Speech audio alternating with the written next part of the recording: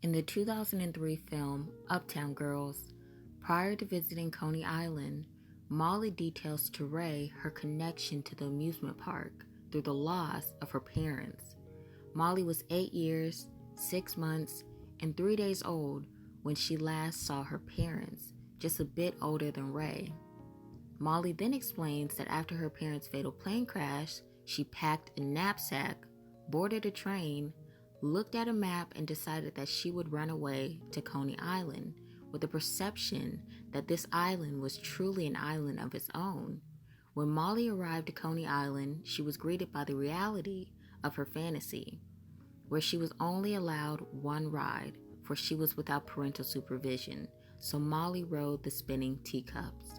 So, as mentor to mentee, Molly encourages Ray to accompany her to Coney Island, as well as to rekindle the connection Ray has with her comatose father. Molly promises that this will help improve Ray's father's condition. However, Ray's father dies the next day. After receiving this news, Ray does as Molly once did. She runs away to Coney Island, where she is only allowed to ride the spinning teacups. And so she does. Once the ride has ended and Ray decides to spin once more, she is joined by Molly. They spin and they spin and they spin and they spin, and once the ride is over, they get off and Ray slaps Molly in the face, to only be embraced by Molly with a hug. Through this therapeutic act of healing, Molly embraces Ray in a way that no one did for Molly. It's almost like Molly was embracing her younger self through the embracement of Ray. It was like Molly relinquished her adolescence and reconciled with her past in order to exist within her present self. So, as I'm sure you're wondering, you're probably like, why are you even discussing Uptown Girls? What does this have to do with parentification? And why the hell are you placing so much emphasis on the Coney Island scene? Well, I'll explain. I exemplified the 2003 film Uptown Girls and place emphasis upon the Coney Island scene because Molly and Ray are both young ladies that have experienced parentification, and the results of their experiences echo throughout the film and reveals a significance within the Coney Island scene.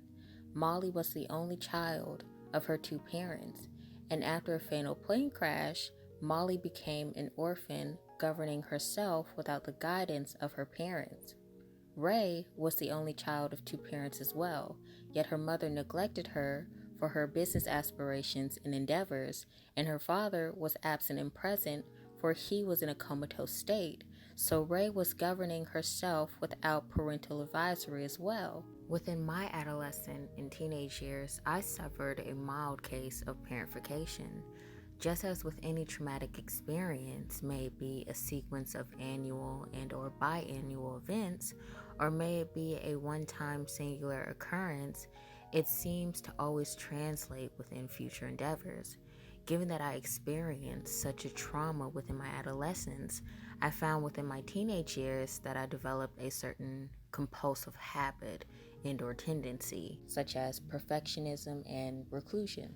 Although this parentification wasn't excessively enforced, as in, although my experience was biannual, I often was the stabilizing force of my authoritative figures' instabilities. With this parentification, I also experienced a level of narcissistic injury. I was dealing with various authoritative personalities that lacked accountability, which translated as projected emotions and deflected feedback, which resembled narcissistic tendencies, although not clinically diagnosed. So I was simplicity. I was solidarity. I was sanctuary. I was what everyone and everything wasn't, yet needed to be. So I say this to say, given that I was so acclimated to dealing with individuals that could not see past themselves, and for that matter were blinded to the troubles they were ensuing upon others, I had to be the brain that led the heart, that allowed for the body to function.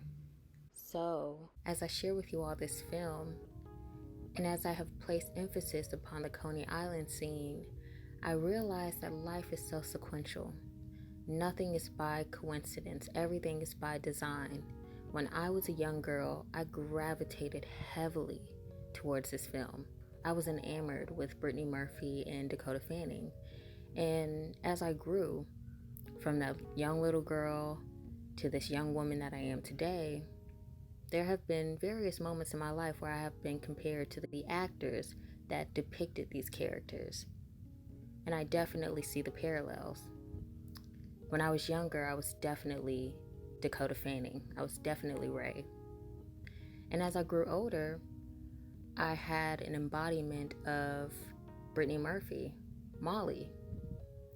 And as I exist today, I feel like I have a duality of both.